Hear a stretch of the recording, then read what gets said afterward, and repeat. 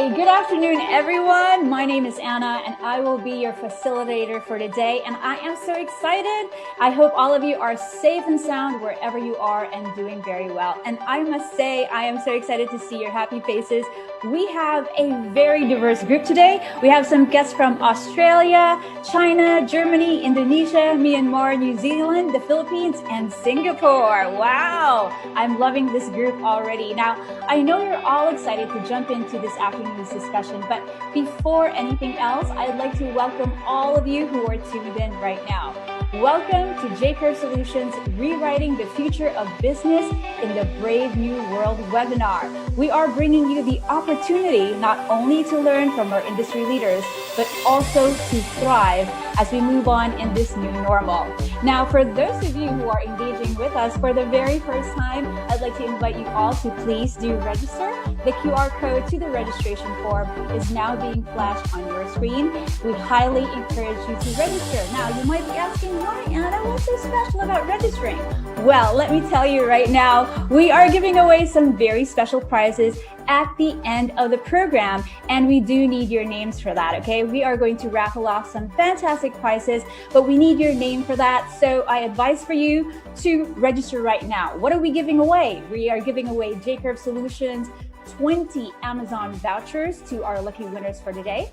And also, ARC Spaces will be giving away 20 free one-day passes to any ARC Spaces office to support your business needs. So get to it right now and register. Also, a reminder, you have to be here from now all the way until the end to qualify for the raffle draw. So don't go anywhere. Stick around, okay? So now after you register, please do share what is happening on your end here on Facebook and also on our LinkedIn accounts. What you can do is actually use the hashtags that we have prepared for you. We have 3, so that's hashtag rewriting the future of business, and also hashtag Brave New World, and hashtag J-Curve Solutions. We want to know what's happening on your end, so get to it right now. Now, today we set up a program where we can actually deep dive on how you can withstand business impacts. You can also shift to a data-driven mindset and also reimagine the workplace in this new age that we're going through of social distancing. And I think that's tremendously important. Now, we have invited some of our thought leaders who themselves are experiencing that pivot right now. And they are here to share insights and their strategies on how they are still here, not only standing, but they are all standing strong, future-proofing their business and ready to face a braver 2021. Now, before we officially start our program, allow me to give you a very brief background about J-Curve Solutions and also ARC Spaces. Now, J-Curve Solutions is a leading edge award-winning cloud technology solutions company. They provide enterprise resource planning, also business management software, telecom expense management, and also service management for your business. Now, ARC Spaces, on the other hand, was founded in the year 2000, and they have more than two decades of experiences in providing full service offices like workspaces, meeting rooms, and also co-working spaces. Its service offices, which are located in Beijing, Shanghai, Hong Kong, Kuala Lumpur, and Singapore, are designed and equipped to meet every unique business need. With the ever-changing requirements of work, ARC Spaces is pioneering flexible working solutions dedicated to companies and individuals to synthesize the benefits of both remote working and also working from the office. And as you can see, it's good to have both these companies on our side, especially during this time. Now, today, they are taking this step as your trusted business partner in sharing with you some business hacks to help you recreate your ladder to success, especially in this new normal. So without further ado, ladies and gentlemen, and to officially welcome you to the webinar, it is my pleasure to call on the General Manager of J-Curve Solutions in Rio, Mr. Arthur Fernandez. Arthur, how are you today? Thank you, Anna. I appreciate that warm introduction and bringing us into this event. Look, I'm very pleased to bring this webinar, Rewriting the Future of Business in a Brave New World, to you today. This topic is actually very close to my heart. I've seen the challenges within our own business, and more importantly, the vast range of customers we have at J-Curve Solutions, right? So they've all had some of these challenges, especially in this 2020. But we have adapted, and more importantly, we assisted our customers in adapting. Thus, what better way than bringing our learnings to this webinar? It is important. It's an important time in our business, as we look to close out the calendar year and plan for 2021, which I'm sure is the same for all businesses. Hence, I hope the information that we share with you today will be beneficial to your organization. We have participants, as Anna mentioned, from all around Asia, Australia, New Zealand, and further afield as well. We have a multiple of live media channels running through Facebook, through LinkedIn. So I'm sure there's a lot more people and organizations on this event. So we really look forward to getting your questions as we go through this webinar. Our key experts will love to hear from you and understand from that. Now, so without taking away too much more of your time, as I'm sure you're all interested in hearing from our experts, let me finish off by wishing you all a big thank you for joining this webinar. Seasonal greetings as we get into December, which is just next week. And the last of all is a fruitful and a blessed new year. So enjoy and be safe. Thanks, Anna. Over to you. Thank you so much, Arthur, and thank you so much for welcoming us. I know we are all excited to learn from our experts this afternoon, just like what Arthur had said. That is why we have created this program, actually, and I assure you it is going to be different from the rest. Now, joining me this afternoon are three of our industry experts who have graced their time with us today. They could be anywhere else in the world, but they chose to be here with you so that they can share with you some of the hacks and tips in rewriting the future of your business. So please allow me to introduce them one by one. Our first speaker has an extensive experience in information technology and business software systems in the UK and the Oceania regions. Now, he has a proven track record in strategic planning, execution, and business development, and successfully built high-performing teams focusing on cultural health, and he is also passionate about helping businesses use technology to realize their competitive advantage. He wouldn't be the CEO for nothing. So ladies and gentlemen, it is my great pleasure to introduce to you the Chief Executive Officer of J-Curve Solutions, Mr. Stephen Canning. So thank you so much for Mr. Stephen for joining us today. We will be hearing from you a little bit later on. Our second speaker is an information technology professional delivering global superior outcomes across complex business environments, leading and developing multifunctional teams through inclusive mentor style, ensuring delivery of first-class business outcomes. She is well-versed in the areas of new business sales, service delivery, customer success, and product development. She is also passionate about improving customer experience, quality, and process efficiencies. Ladies and gentlemen, joining us today, the Chief Operating Officer, Ms. Katrina Doring. Katrina, it's also good to see you today. Now, last but definitely not the least, a well-recognized professional within commercial real estate across Australia, China, and Southeast Asia in providing premium flexible workspaces, who works closely with progressive property specialists, blending design, technology, and programming seamlessly for over 18 years now. And he is very passionate about the future of flexible workplaces, developing innovative, high-performance spaces that drive real value. Ladies and gentlemen, joining us today, the Chief Operating Officer of ARC Spaces, Mr. Matthew Chison. So Matthew will be talking to you in a little while. But for now, we are going to jump in because our roster is already complete, our roster of industry experts this afternoon. So the long wait is finally over.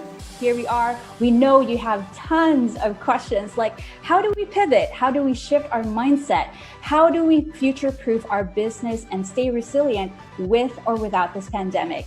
And to help address your concerns in those areas, we have the CEO of J-Curve Solutions to share his insights on business health check and withstanding impact. Help me welcome once again, Mr. Stephen Canning. Stephen?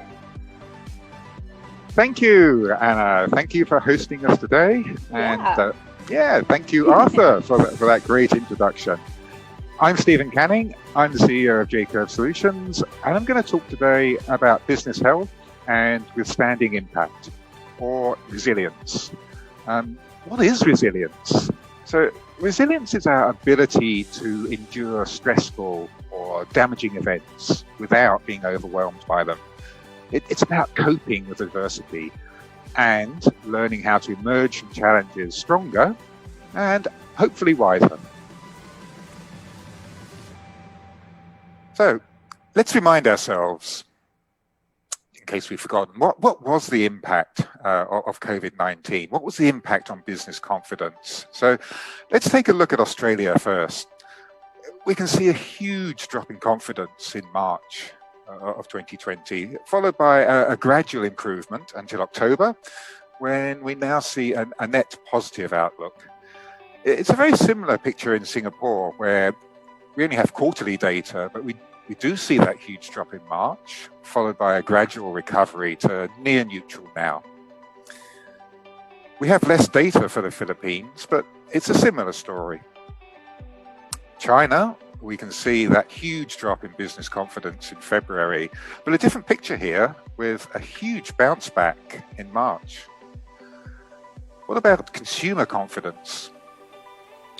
Well, as you would expect, a similar significant hit in consumer confidence that we can see there with Australia. But now Australia's now looking great after those dips in April and August with the second wave there. Despite that business confidence rebound that we saw in China, consumer confidence hasn't rebounded to the same extent. And the Philippines, it's not looking too great at the moment, is it? So I think we can all agree that the world has changed and business life is not going back to the way it was. There is going to be a new normal. And as this COVID-19 pandemic continues to evolve, and all of us, we all struggle to work out, well, what is this new normal? There's never been a more pressing need for businesses to rethink and reconfigure themselves for a changed world.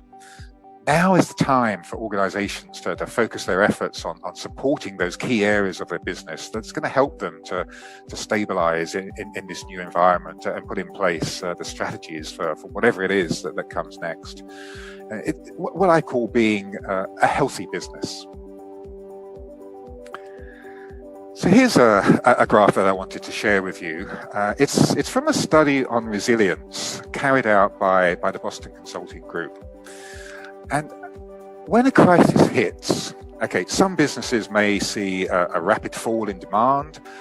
Others might experience interruptions in supply chains or labor availability. But eventually, there's a recovery. But recovery is at different rates across different businesses. In that shock recovery trajectory, resilient companies follow that green line, and they enjoy better outcomes than their peers in three main ways. Firstly, the immediate impact of that external shock on their performance is less than their peers. Secondly, the speed of their recovery can be higher than their peers. And thirdly, the extent of their recovery is greater than their peers. So those key findings from that study, the crisis periods have a disproportionate effect on the long-term outperformance of a business. And the deeper the crisis, the greater is the value of resilience. And the value of resilience differs by industry. The value of resilience tends to be higher in industries that face deeper or more frequent crises. And the value of resilience is greatest in technology and consumer durable sectors. That's what the study found, because those tend to be more volatile. And it's worth focusing on the key takeaway from that study, which for me anyway, is that the overall outperformance of a business long term is driven primarily by withstanding the immediate impact of the crisis.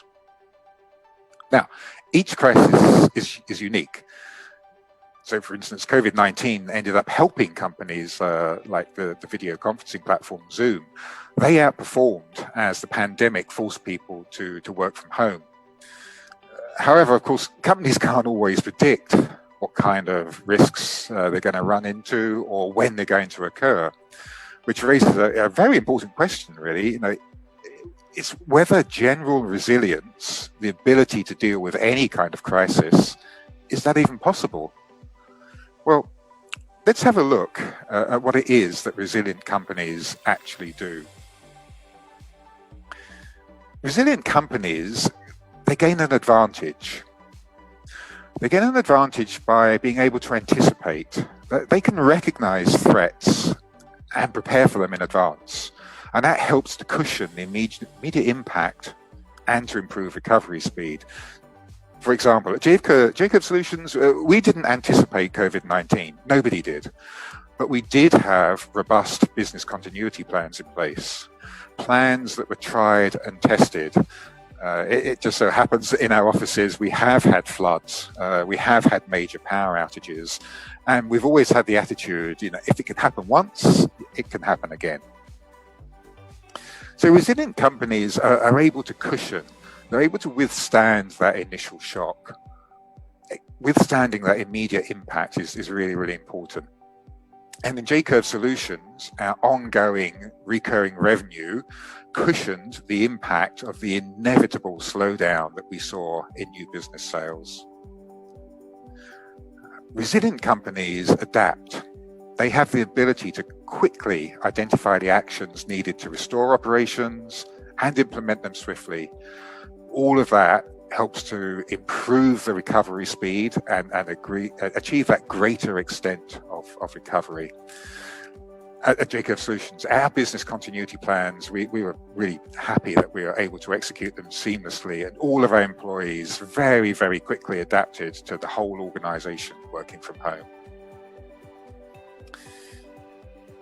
And resilient companies are also able to reframe. They can change the dynamics of the industry in that post-shock environment. That's what helps them achieve a greater extent of recovery. And that's what we're doing now at J-Curve Solutions. We're assisting businesses with digital transformation and cloud adoption as we all adapt to these flexible working arrangements. And by the way, working from home, flexible working, shouldn't that just be called resilient working, don't you think? So, going forward, how can a business become more resilient? Because let's face it, one day there will be another crisis. So here's my attempt at a little checklist for you. Right at the top there, prudence. We have to operate on the precautionary principle that if something can plausibly happen, eventually it will. We have to have operational flexibility. Companies that are operationally flexible can change their processes more easily to adapt to adverse situations. So typically, asset-light companies are more operationally flexible. Companies that have highly concentrated supply chains, they can benefit from economies of scale, but they can suffer cascading effects from a small disruption. Companies that have localized supply chains for their major markets are likely to suffer less from disruptions. Local for local, in other words. Build continuity plans for disruptions. Now, just because there's a business continuity plan on paper, that doesn't mean that they'll be executed successfully. Rehearsals and simulations can help to ensure that they're pressure tested and they are actually implementable in a crisis. So rehearse. Prepare for long-term shifts. Now, long-term shifts may also point to new opportunities. This COVID-19 crisis has accelerated trends like the digitization of work and service delivery.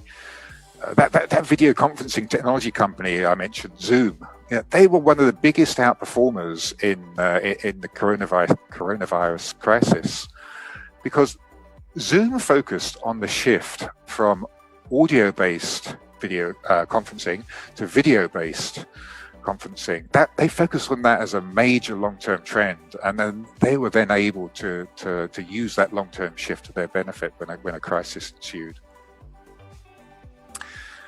Have financial buffers. Look at your debts, look at your numbers, look at your ratios, look at your cost of customer acquisition, your operating costs. Have a buffer. Cash is king, as my CFO says, on a near daily basis. It's true. Adaptability. So adjust, experiment, try things, try different actions, and scale up the successful experiments. Now more than ever, we've got to be adaptable. Look at what you can do for financial separation. A catastrophic performance in a high-risk business unit can impact the rest of the business as well. So resilient companies, where they can, financially separate high-risk assets or businesses from their regular business, for example, by holding them in a separate subsidiary. Build an early warning system and continuously monitor it and scan the environment for emerging risks. Now, every business is different, of course. For J-Curve Solutions, for us, we monitor customer churn. That's our early warning system, if you like. It's something we monitor very, very closely. As well as financial buffers, have operational buffers. Redundancy in operational components like stock, production capacity, skilled workers for critical functions.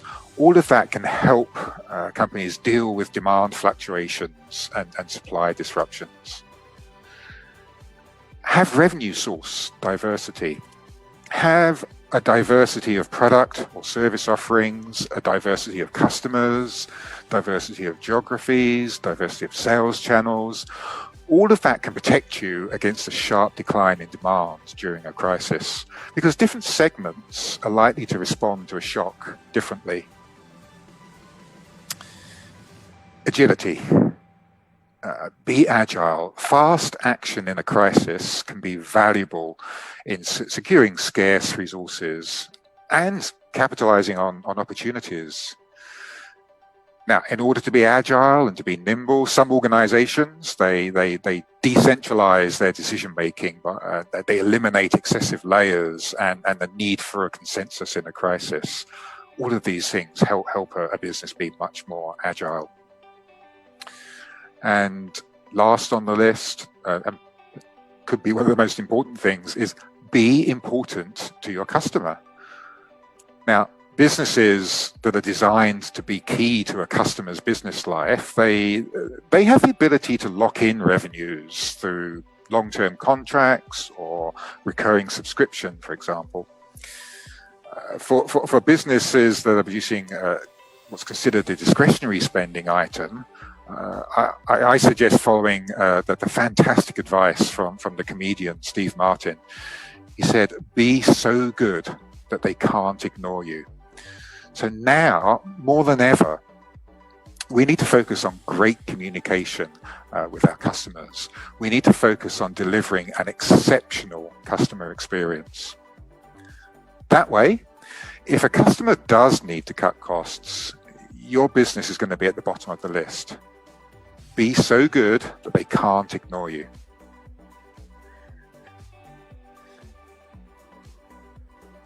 Resilience. For me, it begins with a mindset shift. I think there are two key things that we've got to shift in our thinking. Firstly, we have to think long term.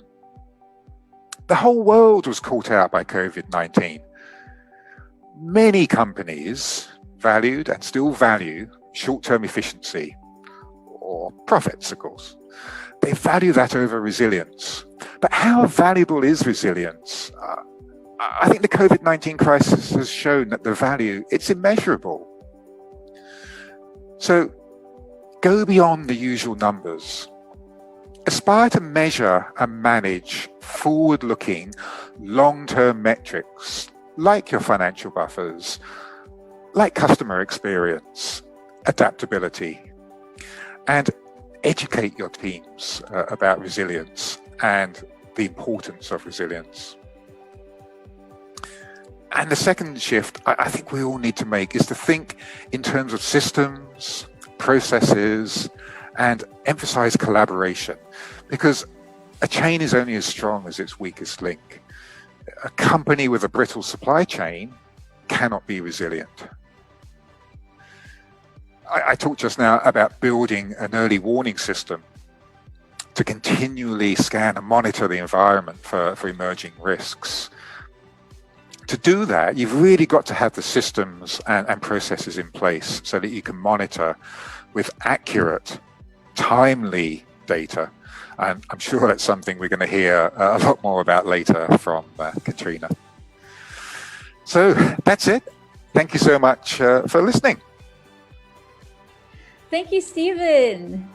So many gold nuggets there. And thank you so much for pointing out to us the characteristics of a resilient companies, and for also providing us with a checklist. Yes, resilience is so important, especially in this time when we are going through a pandemic. Now, we are getting a lot of questions already from our audience. So if you haven't yet, please feel free to jot them down at the chat box just below your screen and send them our way. We'll make sure to get through them a little bit later on. But Stephen, I do have some questions here already, if you're ready for them. Absolutely, go ahead. All right, let's get through it. So we understand that you were born in the cloud, but what aspect of the business was greatly affected by the pandemic, and how do you think we should address them? Yeah, for us, the biggest impact on our business was on our ability to make new sales because of the lack of certainty for our potential customers. So our potential customers wanted to know, well, how long is this crisis going to last? How deep will it be? And many of our potential customers introduced spending freezes, or they had to cut costs. So how do you sell to a business in these sorts of circumstances?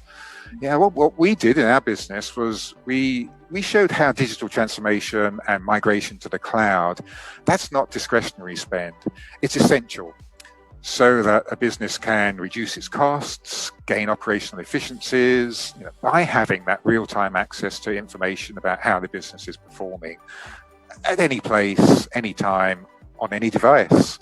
So access to quality information, that leads to quality decisions, and that leads to resilience. All right, thank you for that, Stephen. And of course, I would like to invite any of our speakers to just jump in if there's anything that you want to contribute with these questions. But I do have another one for you, Stephen. Do you think that there is a greater crisis besides this pandemic that businesses can face in the future? Hopefully not, but what do you think? I don't know. What I do know is that I believe in the core truths of Stoic philosophy, one of which is this: hope for the best, but prepare for the worst. So that's why having robust business continuity plans in place, that's so important. Plans that everybody is familiar with, plans that you periodically rehearse. Along with good risk management, what are the risks that your business faces, and how likely are those risks to eventuate? How damaging would they be if they did eventuate?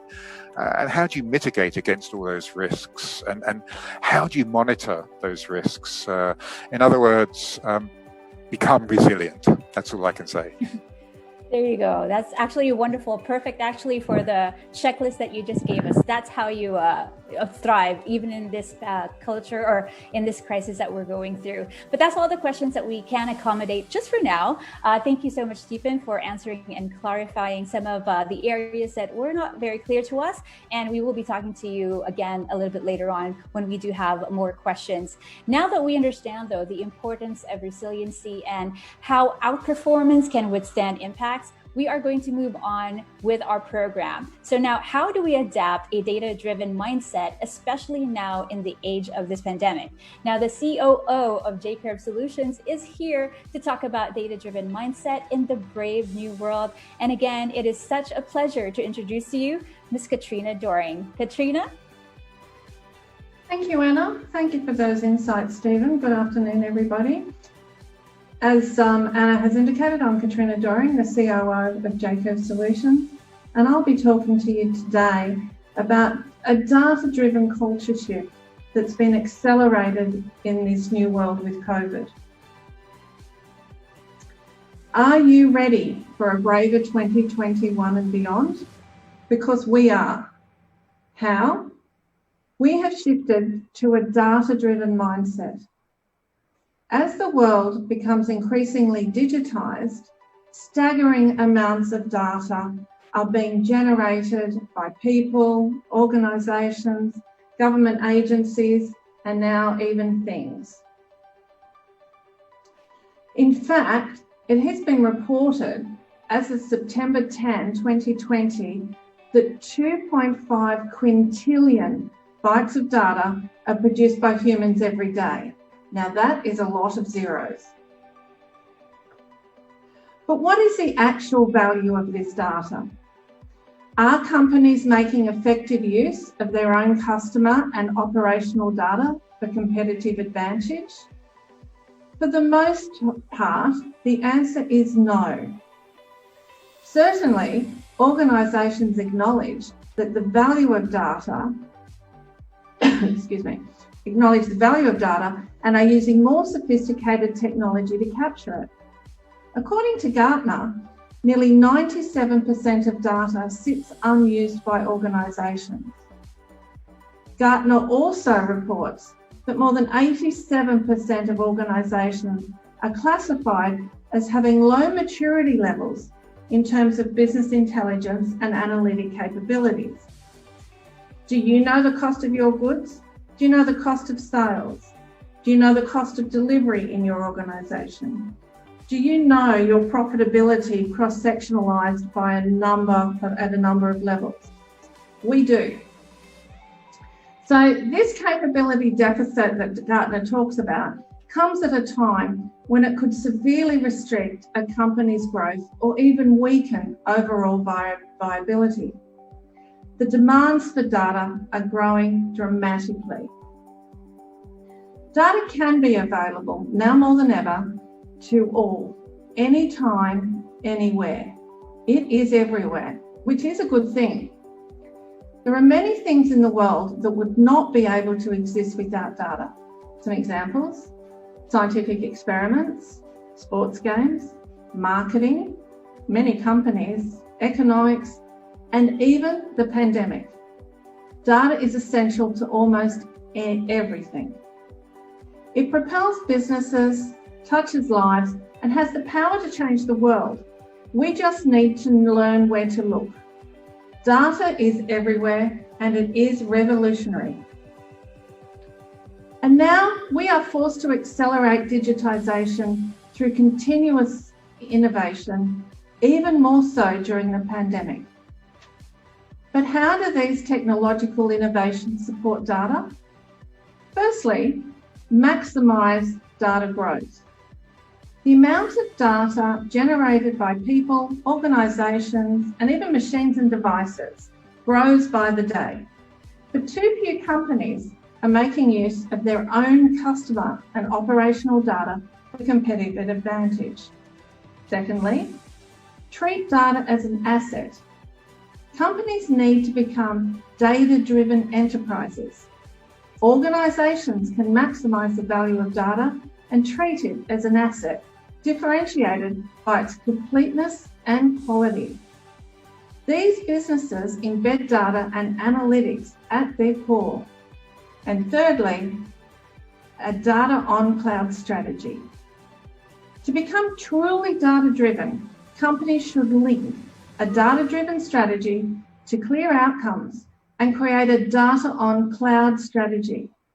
They should identify high ROI opportunities and enable data as a strategic asset. The business executives in an organisation must be fully committed to developing and sustaining a strategic, data-driven culture. So with that, what's the ultimate goal? To operate an intelligent enterprise powered by cloud-enabled insights. Companies use the data as the basis for innovation, business agility, and critical business decision-making through analytics to improve effectiveness, reduce risk, and drive new sources of revenue. Data-driven businesses embed cloud-based data and predictive analytics at their core. They are characterised by optimisation, prediction, continuous learning, and an insights-driven culture. The benefits can be significant. In our experience, data-driven organisations are outperforming their competitors in terms of profitability as well as customer acquisition and retention. Again, why cloud? Data is available to all, anywhere, anytime. However, there is but one stumbling block: the ability to create and build the right cloud architecture to support data in the cloud. Where businesses are still relying on an old proprietary data sourcing system, the data preparation from source to presentation can be slow. As a result, the data transformation cycle for reporting can take days, resulting in reduced sales and poor business performance. To overcome these limitations, companies need to transition from their legacy data sourcing and integration systems to a more modernised, future-ready, flexible and scalable data architecture in the cloud. This can enable data capture in real time and accelerate business outcomes. Some data-driven companies embrace cloud computing from the very beginning. Most organisations, however, started their data transformation with on-premise computing. Then they gradually moved some of the data to the cloud, but possibly only for specific requirements. This approach adequately served business needs until recently. In this digital economy, and especially recently during the pandemic, on-premise is showing its limitations. Moving enterprise data to the cloud, if planned and implemented correctly, offers many advantages. A well-designed data fabric on the cloud can give businesses the much needed scalability, enterprise flexibility, and trustworthy data-powered insights for smarter and faster outcomes. Using the power of intelligent data services, businesses can take advantage of their data assets by forming agile business insights and strategies at speed. Increasingly, organisations will rely on cloud platforms to accelerate their transformation to a data-driven enterprise. Platforms such as NetSuite provide companies with a wide range of financial data analytics tools with the power to analyse vast volumes of customer, business and transactional data quickly and securely. Every company must move quickly to assess its data analytics capabilities and chart a course for transformation to a data-driven enterprise. It is a crucial part of becoming more responsive to customers and to market opportunities and being more agile given the rapidly changing nature of technology and the marketplace. Thank you. So just to underline the message, this pandemic has resulted in an accelerated shift to the cloud. Thank you, Anna. Thank you, Katrina. Wow, that was really very interesting, especially about the strategy of creating data on the cloud. And also, it is time. I think it's time now to shift from the old to the new. That was really wonderful, Katrina. Now, we already have a couple of questions for you, but just a reminder, if you haven't sent in your questions, please feel free to do so. The chat box is just right below your screen right now, and we will be happy to get to it as soon as we can. But right now, I'm just ready to jump in the first few questions that I have for you, Katrina. And just a reminder for all our other speakers, you are welcome to jump in anytime you want. So Katrina, how can cloud-based platforms leverage on big data?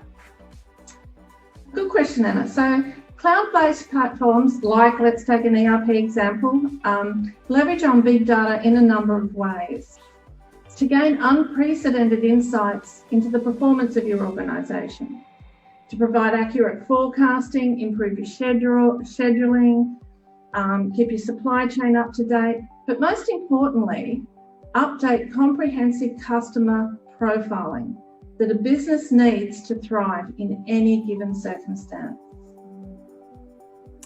Yeah, that's wonderful. Now, I have another question for you here, and it goes, what are some best practices do you think of cloud-based solutions that we can learn from during this pandemic setting?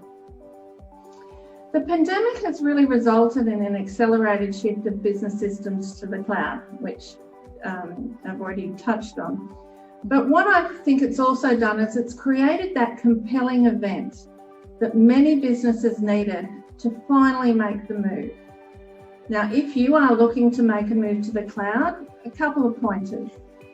Be considered and be clear on your objectives. Take the opportunity to refine your work processes. The business has changed, things have shifted.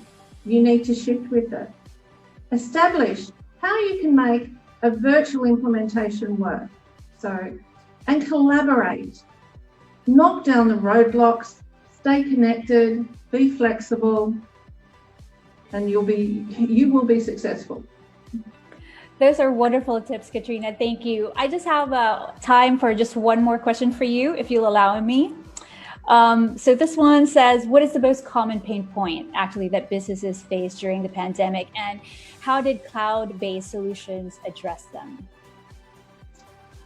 Good question. So I think the uncertainty and having the data that you need at your fingertips when you need it. You need certainty that your business systems can still operate. You need to know the financial state of your business at all times. You need to be able to answer questions such as, do I have what is my cash flow? Am I actually going to be able to pay my staff? In this day and age, am I eligible for any government relief? Is my supply chain impacted? What are my alternatives? Businesses with cloud-based systems were in a much better shape to remain operational and maximise any opportunity during the pandemic versus those that weren't. Thank you. Thank you so much, Katrina, for your time and accommodating all those questions that we had for you. We are really having such an insightful discussion this afternoon. And to complete today's lineup and to share with us how the new normal is reconstructing the workplace ecosystem, the COO of ArcSpaces is here to give us some insights on that. So please help me welcome once again, Mr. Matthew Chison. Matthew, how are you today? Great, thanks, Anna. Very well. And yeah, thank you very much for having me. It's been a fantastic discussion so far, and some really wonderful insights from Stephen and Katrina.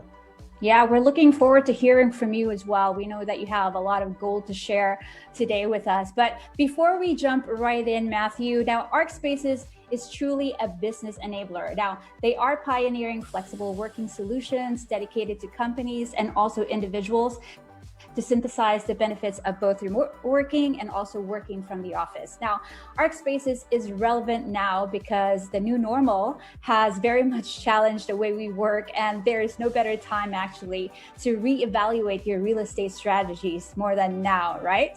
So if you can, could you tell us a little bit more about that? Sure. Yeah, I think up until now, we've been hearing a lot about the sort of online digital and data analytics strategies, which are fantastic as we see this transformation in most industries. And I think for a second that we can reflect now on from real estate very much as the offline challenge, that when you look at how much money typically most companies will invest in their real estate, but also in their people. And that link is intrinsic, that the investment that a company makes in its real estate and its people is tied very much to costs and hopefully a return on that investment in a very practical sense. So the disruption that we've seen now in the last year has been significant, and I guess it's all encompassing. We have a challenge in that there's no real cookie cutter solution here. There's no real silver bullet. But in a general sense, this brave new world, it does present challenges. The key challenges in areas like security or productivity, staff engagement, and maintaining culture or team cohesion. All things that relate very much to the technology piece that we've already spoken about as an enabler, but then in a much more practical and traditional sense, offline, how companies can bring these things together and address these challenges. And really what it means is that companies will need to reconsider where and how and why we work. And this does imply a pivot to the next normal, whatever that is. That's defined by this flexibility and the notion of working from anywhere. One of the things that COVID's done is it just sort of sped up the inevitable. I realized in my sort of 10 years in flexible workplace and 10 years prior to that in traditional commercial real estate, that technology has been increasingly making us more connected and more mobile. And I think C19 in the last 20 years has accelerated the inevitable.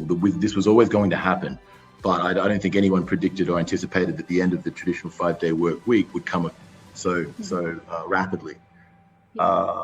So what we're seeing now is this idea of hybrid models or agile models, and I think that the challenges in having people working from home or working from their own office, again, very different. But what we're seeing now is that companies are having to solve for the individual as well as for the company, that people that are working from home have different challenges, whether it's high density housing or free people in the same, or young kids that are disruptive. I mean, I've got a friend that works for a large tech company that took a conference call in his car the other day to get away from his 3- and 5-year-old kids, right? So what we're seeing now is that in a general sense, that the strategies that are being adopted are ones that are, we take a much more aggressive approach in negotiating leases, for example.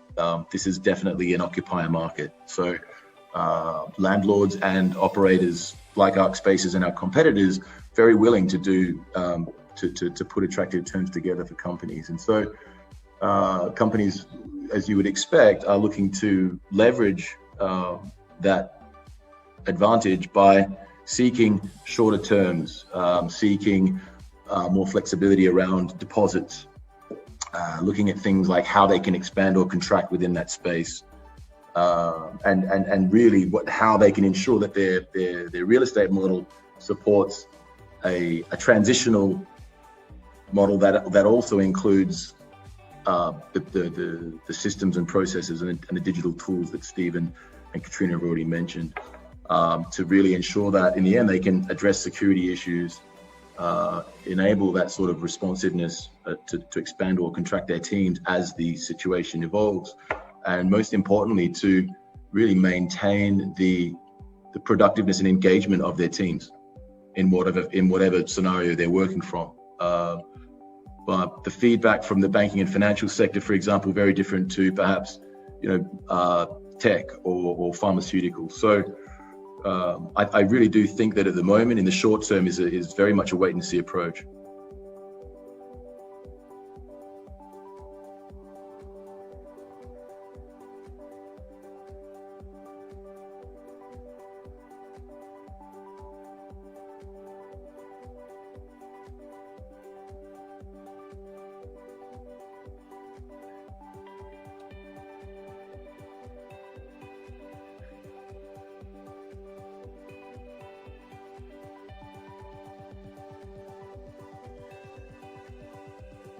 I think while we're waiting for Anna, I guess there's, I think something else that I'd like to expand on too is obviously how we're conducting meetings and how that's reflected in space planning. Technology is a huge enabler, as we've discussed already, with Zoom emerging from this recent disruption in the market. That how we use technology as an enabler and how that supports effective communication and interaction between people. I found it with our teams and with our customers as well as a case of ensuring that we have not only the tech solution and the processes to support that, but also how people are considering the human factor there. One example might be, someone who's a great leader in person, but they don't have that same force or charisma or whatever it is online. And that one of the offline and perhaps more human aspects or cultural aspects of responding to the challenges of disruption of COVID or working from home is the ability to work out how to effectively engage with people and to communicate online. So one of the things that we've taken into consideration in our space is developing these more flexible and more tech-empowered meeting spaces to respond to the amount of Zoom calls and conference calls that most of us are engaged with now, far more than we were 12 months ago. Yeah, I think you make a good point there, Matthew, because I think now we all see what happens when technology glitches and we lose a member, and that's fine. We're all used to it now, and we're all used to the most common expression you hear these days: "You're on mute." But I have noticed, in those flexible working environments, that you do see people walking around with a laptop open or their phone, or having a video conference, and and it's become a common sight, hasn't it? And everyone has had to adapt to having those common work areas where you've got to keep the volume just so. And I think we're all learning, aren't we? What does resilient working actually look like in the future? Yeah, absolutely.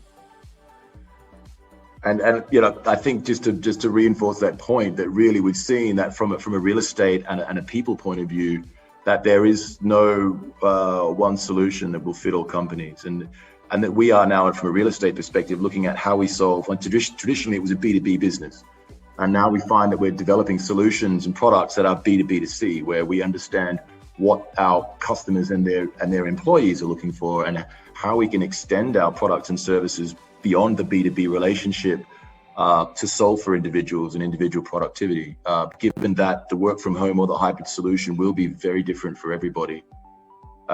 We're seeing our competitors now, those much larger funded global partners that are looking to provide spaces by the hour or are putting pods in malls.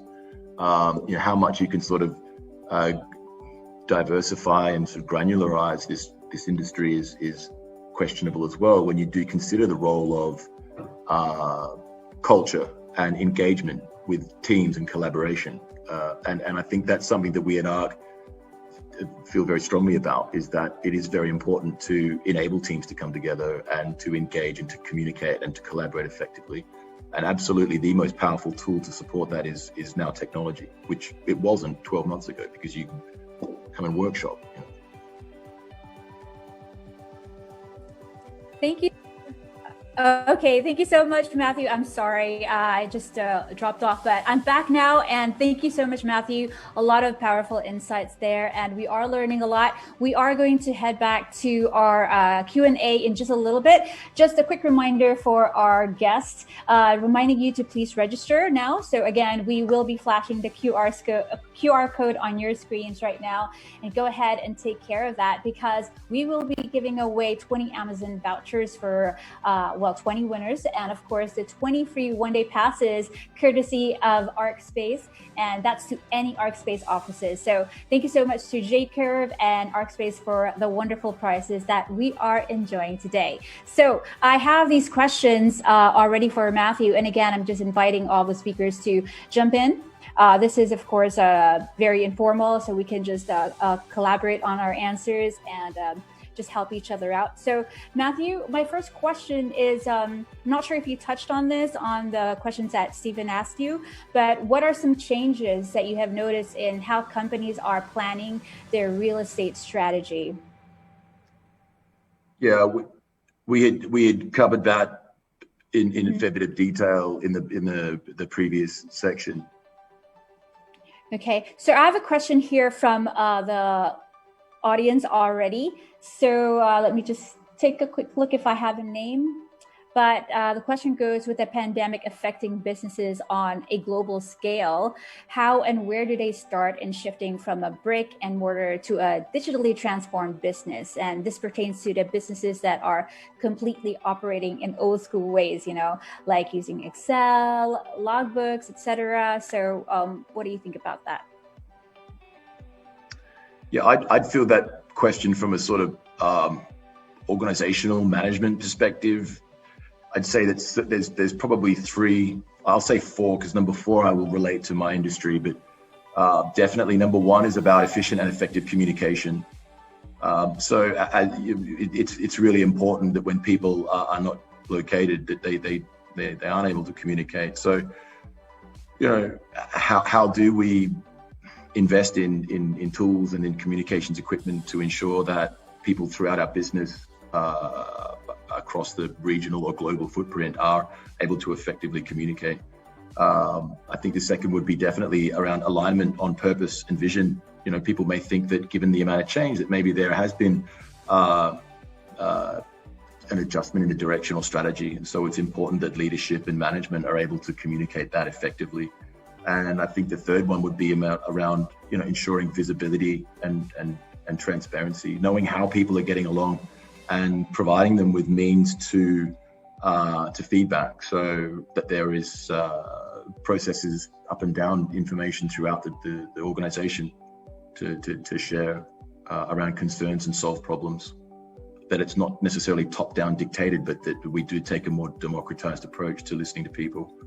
I think the fourth thing is making sure that you've got, in terms of real estate and people, that you've got a partnership with a flexible workplace or a real estate provider that is right-sized for your business, that can scale, that can actually attend to your needs. We find a lot of the larger operators in the market are interested in scaling and in signing up to tenants and deals, but not necessarily so good at supporting thereafter and really being able to tailor or customize products or solutions. Thank you for that, Matthew. I'm actually checking for some more questions here on the chat box, and I have one here. Given the pandemic, do you think we can consider expansion of office spaces?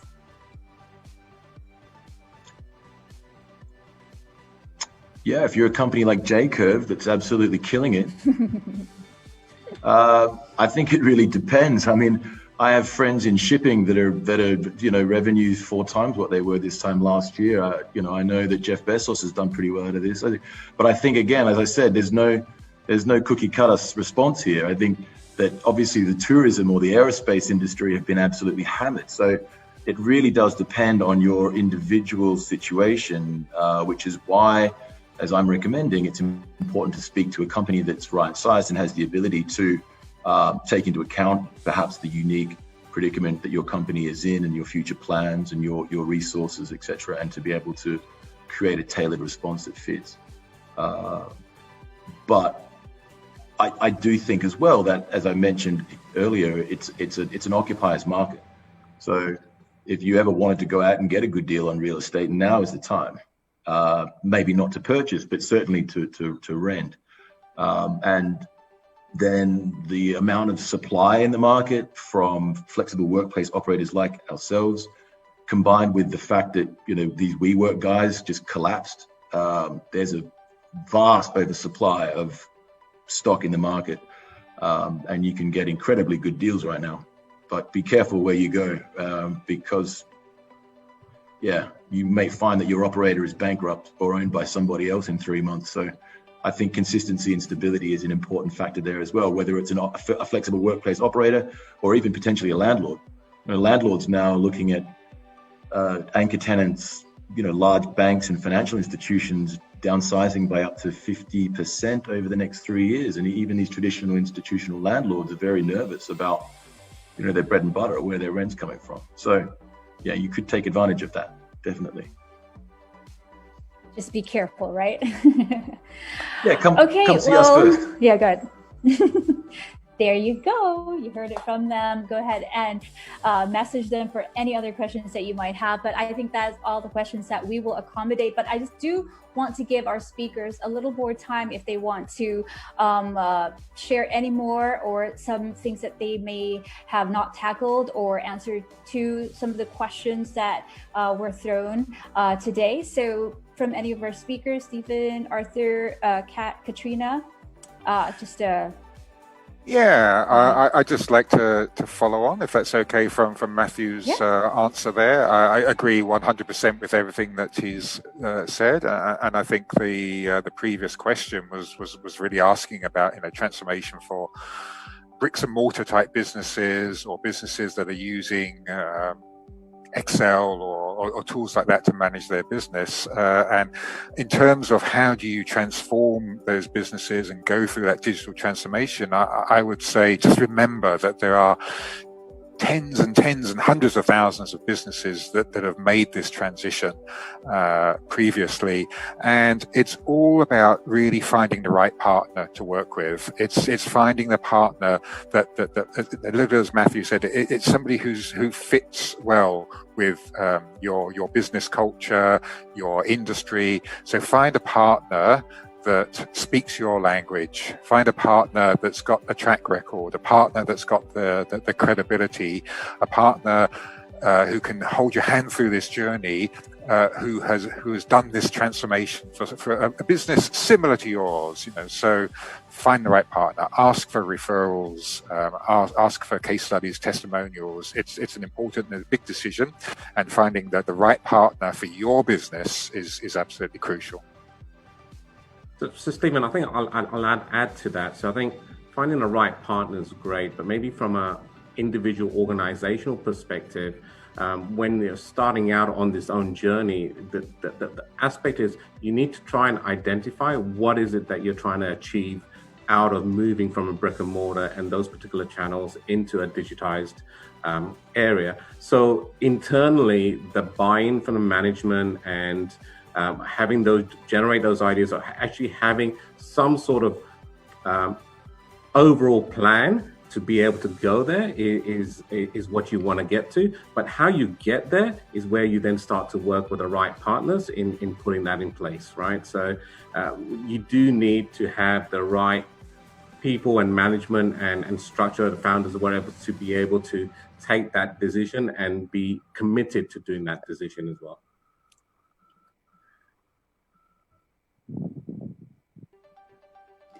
Any other, Katrina, would you like to add?